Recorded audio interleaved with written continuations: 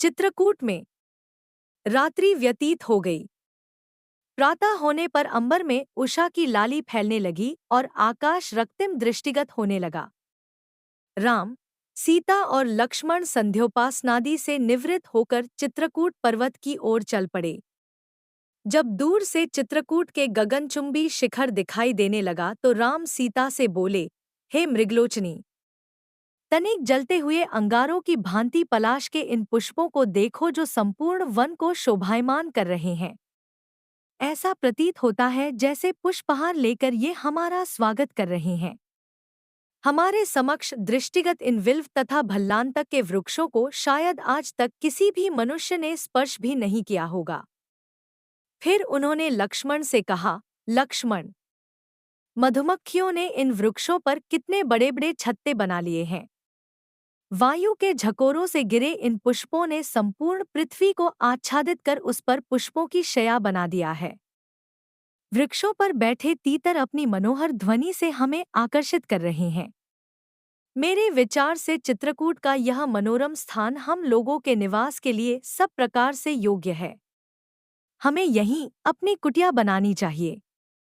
मुझे निःसंकोच बताओ कि इस विषय में तुम्हारा क्या विचार है। लक्ष्मण ने राम की बात का समर्थन करते हुए कहा, प्रभो, मेरा भी यही विचार है कि यह स्थान हम लोगों के रहने के लिए सभी प्रकार से योग्य है। सीता ने भी उनके विचारों का अनुमोदन किया। टहलते टहलते वे वहां स्थित वाल्मीकि ऋषि के सुंदर आश्रम में पहुंचे। राम ने उनका अभिवादन किया और अपना परिचय देते हुए बताया कि हम लोग पिता की आज्ञा से वन में 14 वर्ष की अवधि व्यतीत करने के लिए आए हैं। महर्षि वाल्मीकि ने उनका स्वागत करते हुए कहा, हे दशरथ नंदन, तुमने दर्शन देकर मुझे कृतार्थ कर दिया है। जब तक तुम्हारी इच्छा हो तुम इस आश्रम में निवास कर सकते हो। तुम वनवास की पूरी अवधि यहीं रहकर व्यतीत कर सकते हो क्योंकि यह स्थान सर्वथा तुम्हारे योग्य है।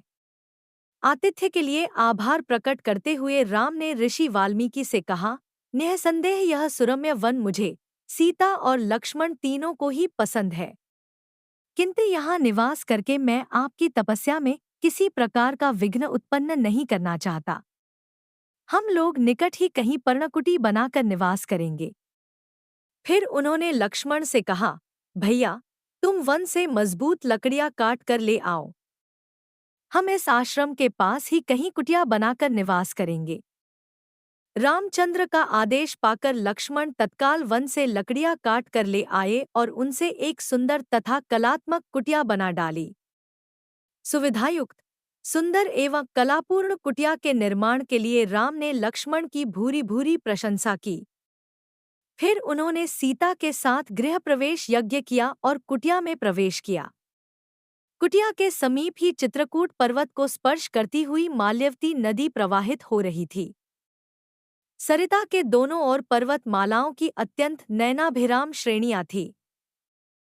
सुंदर मनोमुग्धकारी प्राकृतिक दृश्य ने कुछ समय के लिए राम और सीता के अयोध्या त्यागने के दुहक को भुला दिया।